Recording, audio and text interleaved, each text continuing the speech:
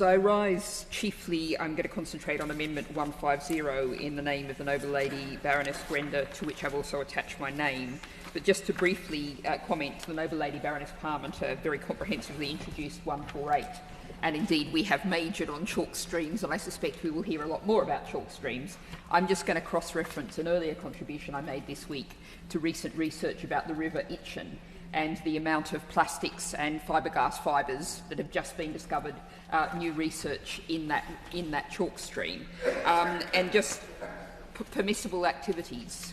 That's what this amendment addresses, and we don't know where those fibres are coming from in the River Itchen, but we desperately need to think about what activities we can afford to allow, what the planning permission can be beside those chalk streams. The extraction of water is our obvious issue area here, but we've also got to think about pollution, and we've really got to be applying the precautionary principle to these crucial environments.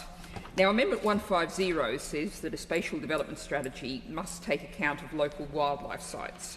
And this is crucially important in this terribly nature-depleted country. There are a very precise count, 43,992 local wildlife sites, and only 15% of them do we know their status. This is what the wildlife trusts say. SSIs have greater legal protection. We know that very often doesn't work, but these local wildlife sites too often fall under the radar and aren't sufficiently considered, and they are often stepping stones for wildlife to get from one place to another crucial environments, or they're often parts of corridors that enable wildlife communities to mix, to get genetic diversity, all of the other crucial factors there. So it's really crucial that the spatial development strategy totally takes these into account.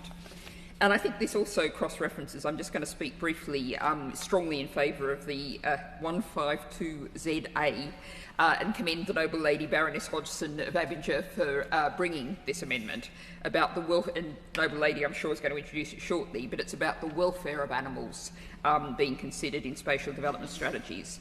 And I'm just going to reference, we think about things like light pollution, noise pollution, again the cutting off of corridors, isolating of populations.